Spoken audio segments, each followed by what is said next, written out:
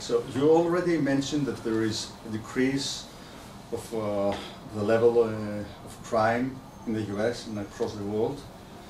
So, but most of us think that the opposite is happening. So we feel that there is more crime and also more wars, more deaths, more whatever. So, and I've read a lot that the facts are showing exactly the opposite. So why is this happening? So why do everyone believes that there is more criminality, more wars, more whatever? So, well, Steven Pinker from Harvard University is one of the contributors to the book Peace, Love, and Liberty. And he began his investigation looking at violence, and then he was surprised when he found all kinds of violence had been going down. That's from wars, but also husbands beating wives, parents beating children, murders and assaults on the street, all those sort of things, looking at the long term, have been falling. So the question he asked was why? But he started by saying, when I tried to tell people that, no one believes me. No one ever believes it. You have to go through and show them all the data and show them the statistics. I think the reason is pretty simple. We are interested in violence. Our minds are attuned to it. Violence is news. In American language, there's an expression for news. If it bleeds, it leads. If there's blood, it's on the front page. So the consequence is we often become more aware of violence as it becomes less common. It's a bit of a paradox. We think it becomes more common when in fact it's becoming less common. The reason is its uncommonness is why it's on the front page. We're heading the news. I'll give you another very simple example. In Mosul, in Iraq, these monsters from the so-called Islamic State put human beings on a block and sold them as slaves. This is a disgusting and shocking crime. And the whole world looked at this and said, oh my God, how terrible. The revulsion against this. We should remember it was not very long that that happened every day in that part of the world, because slavery persisted for a very long time and no one noticed it, no one talked about it. Now it's happened again, these monsters engaging in these terrible crimes, and the whole world is shocked at this. Go back 200 years ago and almost no one was shocked. Only the libertarians at the time found that shocking. Most people said, it's normal, happens, no big deal. And I think the same is true of our experience of violence. It's on the news when it's violent. I'll give you a simple example. All the world learned about Ferguson, Missouri. One human being lost his life in that experience. It's a terrible thing, and one feels sorry for him and his family. Just one human being.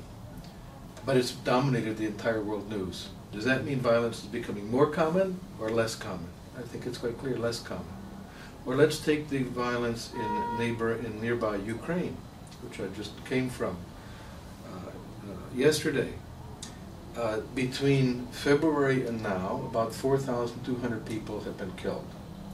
Every single one is a loss of something of infinite value, inestimable value. But in this conflict, during that long period of time, 4,200, during the Second World War, there were times when many more than that were lost in 1 hour. That's the difference between that period and now. And yet, people think the world has become more violent. In fact, as it becomes less violent, we notice violence more, and we feel it's becoming more violent. Interesting. So, and what are the reasons behind this decrease? So, how can we explain that crime is being reduced, wars the same? So, what is happening? So, is there a single explanation? Is it like a lot of things that lead us this way? And can we really expect that this is going to continue into the future? But let me start with the second half of the question. Should we expect the trend to continue? Probably, But it might be going down, and this might be the inflection point, and maybe tomorrow it will start going up again. It's possible. Predicting the future is a dangerous business, so we don't know exactly what's going to happen tomorrow. But the general trend has been positive, and I think we have reasons to think it's more than likely to continue. In order to try to make sure it does continue, we should try to understand what caused this generalized decline in violence. And it's multi-causal. I don't think there's just one thing. That's true normally in human affairs. Complex things are multi-causal. But let's run through a couple of them. One that I think is very important goes back to an issue we raised earlier about the growth of urban civilization in Europe, which meant the growth of trade, because these were trade-based relationships rather than plundering or piracy or pillaging. And commerce has a very important side effect. We see other people as potentially beneficial to us rather than as rivals for a fixed pie. We can actually make the pie bigger through commerce and exchange. So trade is very strongly connected with a decline in violence, both internal to countries and among countries. We also find that trade is connected to toleration. It was in the Netherlands that ideas of religious freedom were very strongly articulated because they were merchants and traders. They don't have any natural resources there. There's no gold mines or silver or jewels. They discovered oil, but very late. They don't even have land. They have to make it out of the ocean because the Netherlands is below the sea level.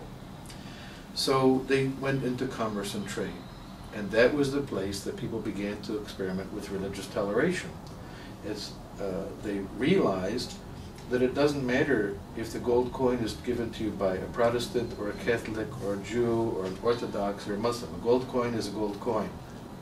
It doesn't have any religion. There's no prejudice or race connected to it. Several other things came out of that as well. One is the development of the Enlightenment and ideas of rational thinking and a more generalized understanding of science. So we may complain about low level of scientific understanding. It's normal for people to talk that way. But the fact is, a higher percentage of our populations today have a basic understanding of physics and chemistry than at any time in human history. Even though intellectual elites complain that the rest of us are stupid, the fact is that more people have a scientific mentality. That puts you in an abstract way of thinking. And when you think abstractly, you don't just think of members of my tribe, but of human beings as such. And we can see that a Korean and a Canadian and a Kenyan all have a common feature of being human beings rather than being just members of warring tribes. Another thing that came out of the commercial revolution was the development of the novel. The novel is actually a rather interesting and modern literary form. It comes about because of the commercial revolution and the printing press, the ability of people to print books and make money from selling books. This generated all kinds of new literary innovations that we now take for granted, but were revolutionary. The novel invites me to imagine I'm the other person. So in contrast to, let's say, Homeric poetry observe externally Achilles and Hector and so on. I see them. But the novel invites me to think I am that person, Hector or Achilles.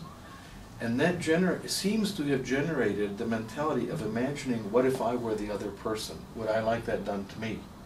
And so consequently the idea of empathy emerges and becomes much more common in the modern era. All of these are part of the modern civilizing process. I don't think there's just one cause. We can see that trade is central to all of that. Trade is a very important element. But there are other things as well that need to be studied if we want to understand how to continue this general decline in violence. We've applied human reason to eradicating many diseases, smallpox and so on. And Steven Pinker and other students of violence invite us to use human reason to understand how to diminish violence as well. I think it's a challenge worth taking up. Well, today I walked by Syntagma Square and saw refugees from Syria, and this reminds us of why this is such a important question, because these people have suffered unimaginable brutality and monstrous behavior from the al-Assad government, dropping these barrel bombs full of chlorine and chemicals, from the so-called Islamic State, also beheading people and raping and murdering. It's just really shocking. It's difficult to imagine what that's like.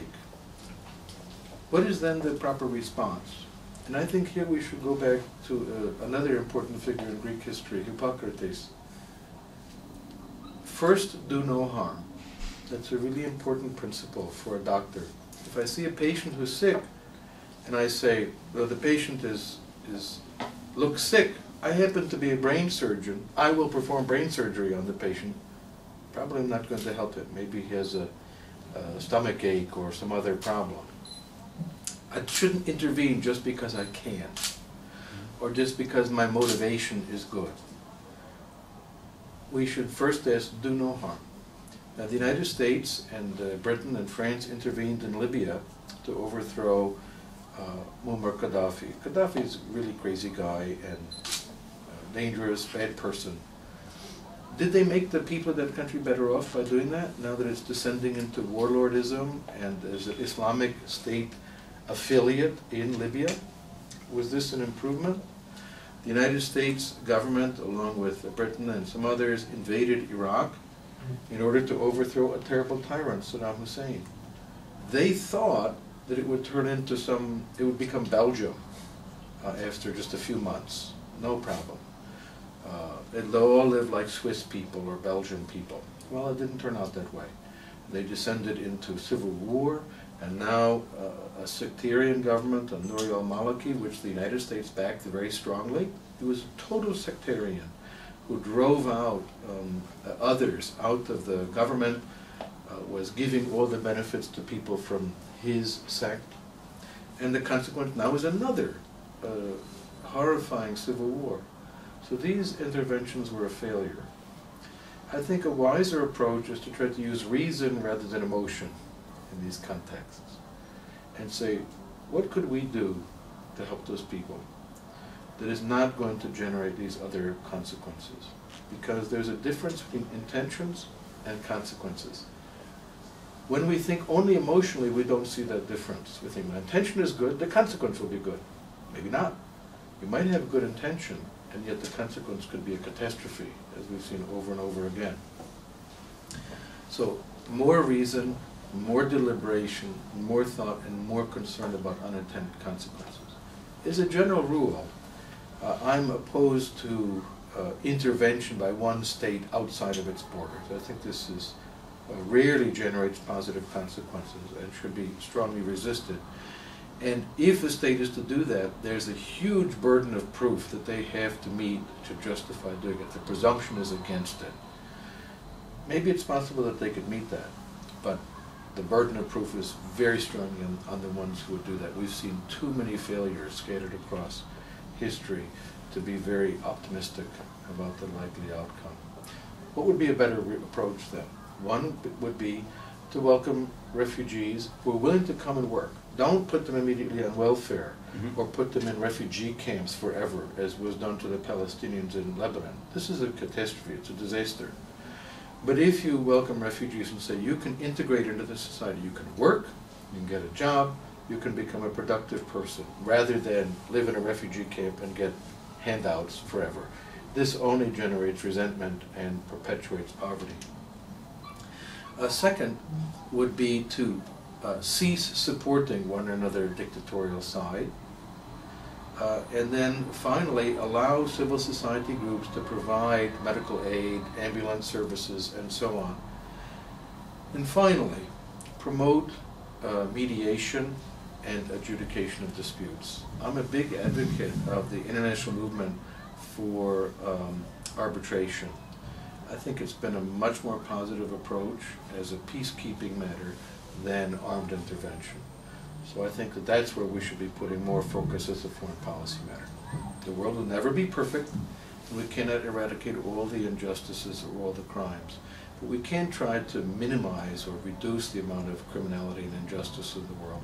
And I think that's where we should be putting our focus. At the beginning of the crisis, many Greek libertarians thought that finally that the Greek people would understand what went wrong during the last few decades. So for us it was clear that trouble was like in the horizon. And when it happened, we believed, okay, wow, now people will understand that they were wrong. But what happened is exactly the opposite. So we were really badly mistaken, and most of the people here blame neoliberalism for the crisis. Actually, they blame neoliberalism for everything. So, and we also we've seen a huge increase of power both on the extreme right and on the extreme left. So, can you explain this? So, for us, at least at the beginning, it was really crazy, so unbelievable. So, but there should be an explanation. So. Well, I don't think that political outcomes are inevitable normally. If you want to promote a free society, you actually have to work for it and figure out how to communicate the message better to people. In effect, people who are currently blaming outsiders, they're blaming arithmetic. They are protesting against arithmetic. The Greek state and its policies could not be sustained because they were spending so much money and taking on so many obligations. It simply was not sustainable. And that was clear fairly early on. But when people try to account for the cause of it, using that explanation requires them to do something that's a little bit painful. To say maybe we bear some of the responsibility, and no one likes that. It's so much easier to blame someone else. The big, horrible international banks, the Jews, foreigners, immigrants. It's so easy to blame outsiders because you don't like to put the blame in your own house. And a very substantial element of the blame is right here among the Greek political elite, who use the system as a pump to pump resources to themselves, their clients, their political clientele and coalitions. And there needs to be some, as we say in America, finger pointing to say, well, who was responsible for this? Passer Neodemokratia. What were their policies? What were they doing during those years? And that's a little bit uncomfortable when you can blame Angela Merkel or the Jews or international conspiracy or something like that. That's so much easier to do. And it's natural that people do that. I think that what is necessary, though, is an open, civil discussion among people who understand arithmetic. So that's a limited group of people who understand 1 and 1 is 2 and not 11. But it also needs to engage the center-right and the center-left. That's very important. Other countries have experienced crises in the past as well. Sweden, not as extreme as Greece, but they came in the 1990s to very serious budgetary problems and a real crisis of their welfare state. Canada also, Australia, Germany. And they had a discussion, but what was very important was the center-left and the center-right were around the table, and they were numerate. That is to say, they understood basic principles of arithmetic and said we have to discuss what is affordable, what is not, what we need to cut, and they brought about much more reasonable policies. Now, I would still go further. I don't think they're out of the woods. They're long-term unfunded liabilities all of those countries face, but they're not as bad off as Greece. So there was no universal state pension. You're paying tax. That went into pension only for those people who were unfortunate enough or had not saved enough money. And the level is fairly low, so the problem of moral hazard is not that great. Moral hazard is when you say, well, if I don't save, I'll still qualify for the welfare. Most people don't want to do that because it's a low enough level. The consequence is that the Australians have saved a huge amount of money in their private retirement accounts. And this has generated a much more responsible policy. The Australian government is in much better condition because they faced this problem.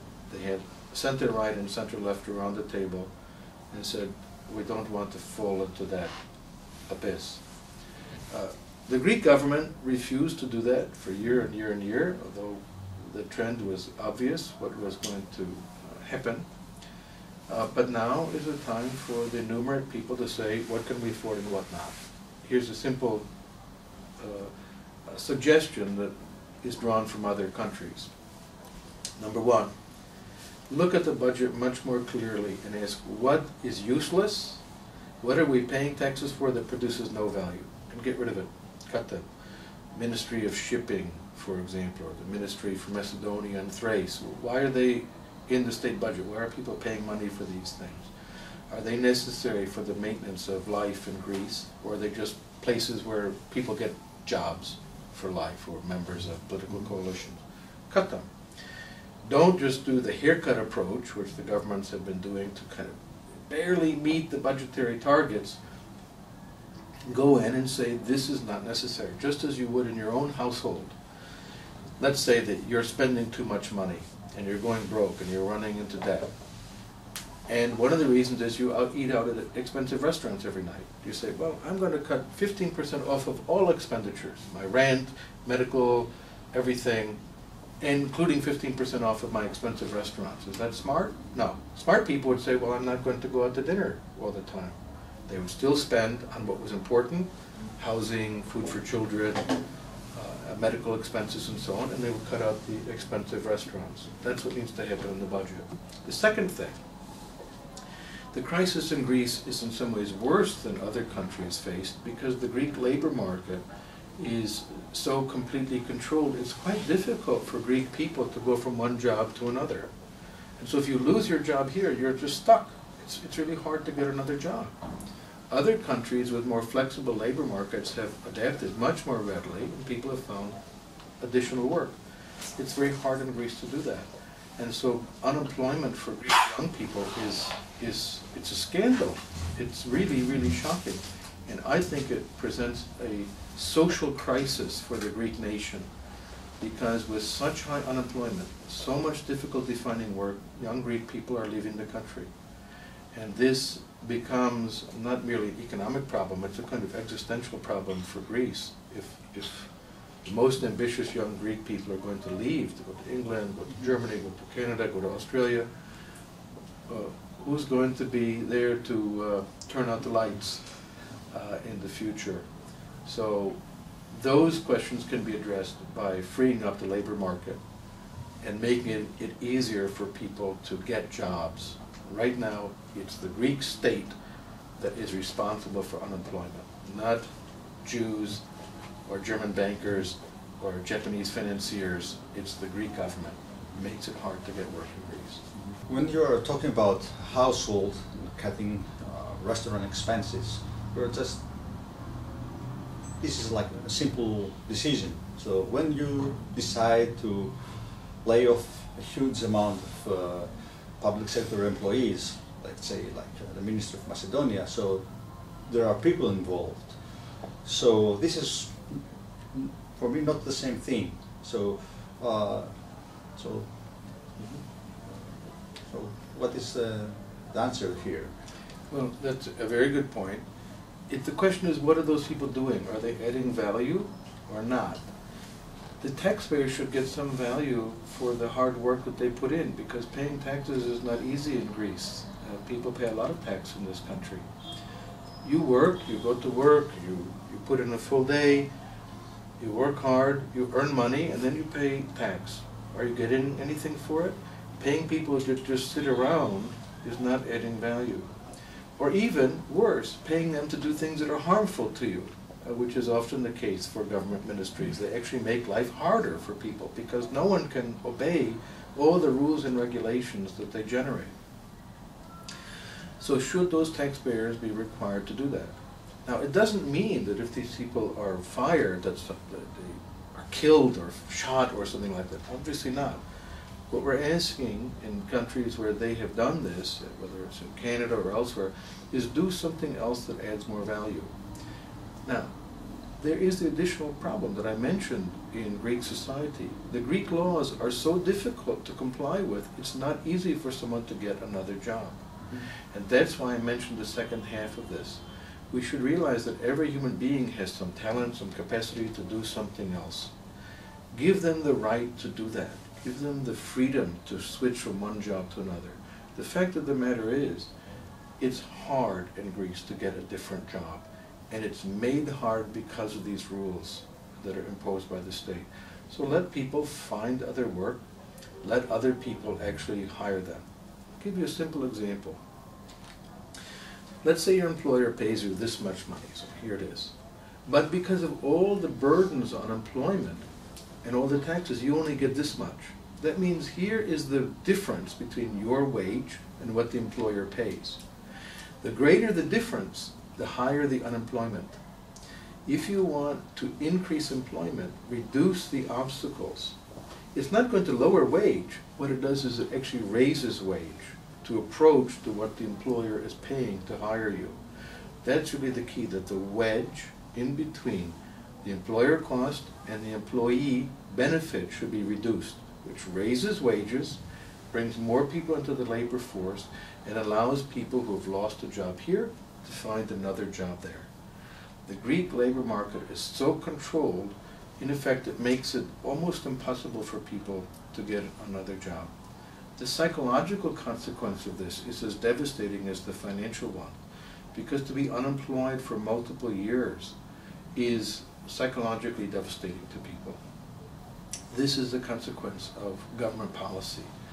It can be undone. Other European countries, Germany, for example, is not a cold and heartless place, but the Hartz reforms in Germany liberalized the labor market and made it easier for people to switch from one job to another.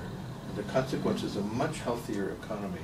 I think that's a better model, and frankly, it's more humane, more focused on the human person, and recognizing the psychological costs that are imposed by policies that perpetuate unemployment. Yes, but these reforms that we're talking about will take some time to produce results. So, and we have like a crisis here today. So, like laying off people, still even taking into account what you're saying, is like, it's a huge problem. So we know that today they are going to be unemployed. Even if we do all the stuff that you were talking about, we don't really solve the problem for the next 1, 2, 3 years. So, what is the solution there? Actually, the adjustment time is much, much smaller than people think. As I mentioned, there's obstacles right now, we call them transactions costs, from switching from one job to another, because you have to switch your whole pension system. If you switch occupations, it's difficult for people to hire you, and so on. Just get rid of that. Just go through the labor code and begin to strike out sections of it that make it more costly to hire people. You can generate employment very quickly in this way. So this, in my opinion, would be actually an emergency measure. It's not saying it's going to take 5 years or 12 years or 20 years to carry out. This can be done in a very simple matter of months. The people can adjust very quickly because you open the possibility of finding employment. When Germany embarked on what was called the Wirtschaftswunder, the economic miracle, when Ludwig Erhard was the finance minister, Germany had been totally destroyed during the war. It was really a catastrophe. There was starvation in Germany. It was a humanitarian catastrophe, as it was in Greece also. The suffering in Greece from the war was unimaginable. And I'm sure your grandparents or great-grandparents had terrible experiences because of the occupation and the war. Germany was also destroyed in the war. It was a true negative-sum game. There were no winners from this. When Ludwig Erhard eliminated these controls that the Nazis had put on the economy, price controls, wage controls, he just got rid of them. He went on the radio, he said, they're gone. The economy began to recover immediately, by the next week. So not the next year or the next 5 years, by the next week, the economic activity had improved. The Greek economy is so tied down, so weighted down with utterly useless controls on employment. Getting rid of them will produce very rapid results. So this is not an untested theory or just a speculation of some sort. We have very strong evidence. When you free labor markets, you free employment. You create jobs very, very rapidly. Okay. So one other argument that is used a lot is that when you lay off people, so you are actually reducing expenses in the economy, and you actually make the depression deeper. Okay, so is this true, or so you lay off public sector employees and then depression is increased? I think it's bad economic analysis. The argument is somehow that all that matters is that people have income, and income is what generates expenditure, and expenditure is income for someone else. But why don't we have an economy in which everyone just sits in a circle and hands money around? How productive would that be? It misses the fact that economic activity is there to add value, whether it's agriculture or industry or tourism or telecommunications or transportation or something else. It's not just about passing back and forth pieces of paper. We could have an economy of you and me, and I give you 100 euros, then you give me 100 euros, and I give you 100 euros, and you give me 100 euros. We don't add any value by doing that. So if we focus on adding value, creating wealth, that's what we should focus on. And many government bureaucrats, they may be wonderful people, but they're not creating any wealth. They're pure drain on the wealth-producing sector of society. We need to have some government employees to provide public order, courts, basic infrastructure of society. There's no question about that. But most of those bureaucrats are not actually adding value.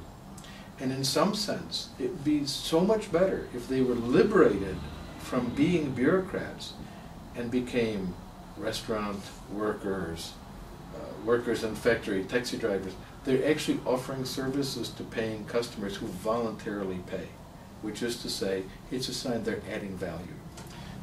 The other view is that somehow wealth is already there, and all we're doing is churning it back and forth. This is a mistake.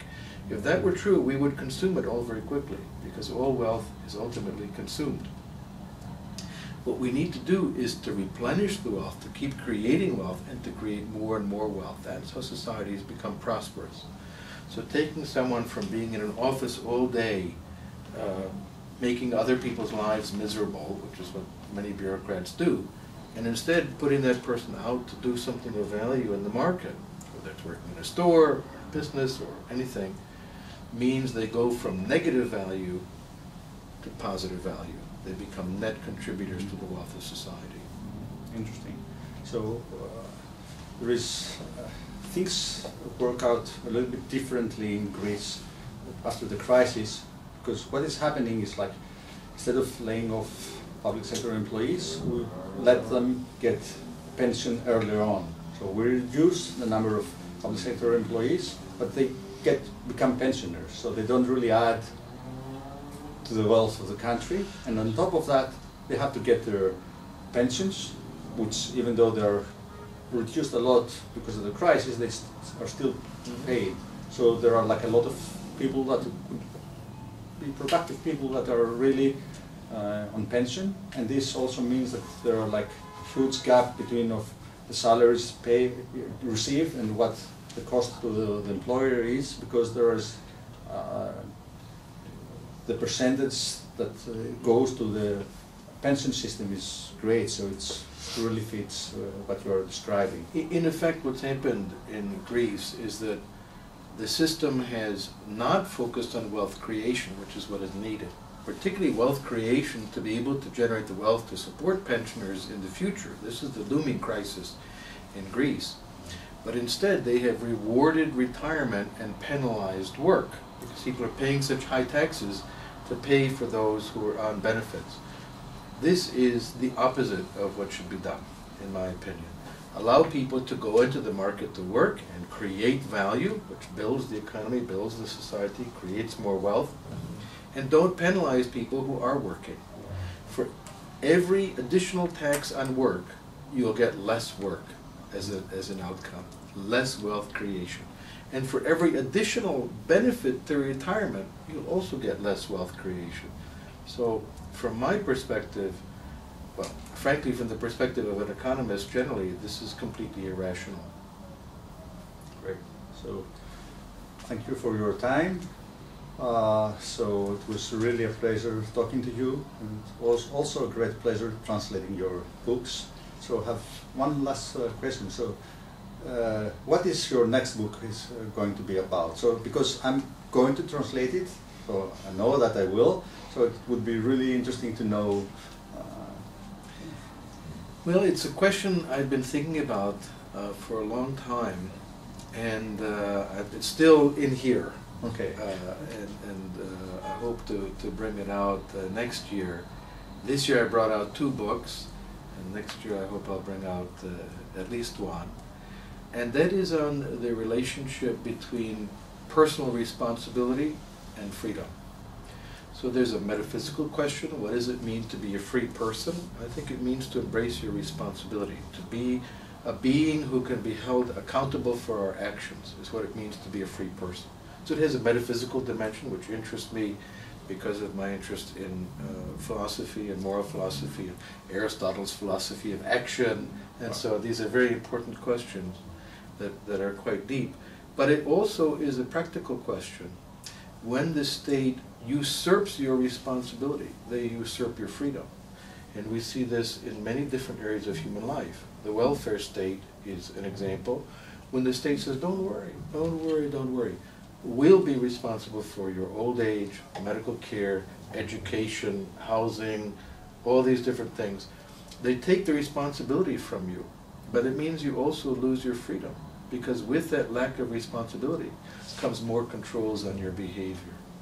And then similarly, if you think about social policy, marijuana use, for example. I mentioned I'm not a marijuana smoker. I like coffee, beer, and wine. Those are my primary vices. But for people who want to smoke marijuana, in many countries of the world it's illegal, they go to prison.